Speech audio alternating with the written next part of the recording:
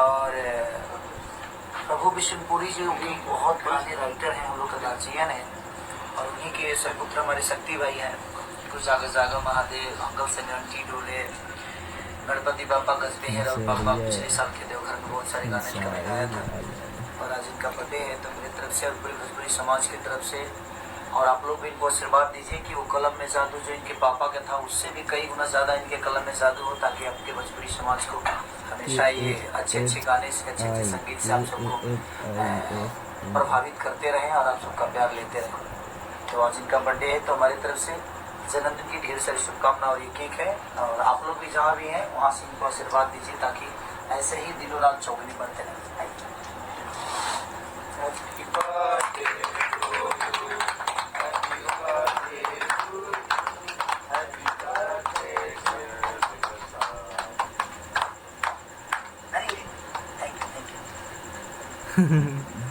नहीं नहीं नहीं नहीं सब लोग खिला दीजिए इनको भाई।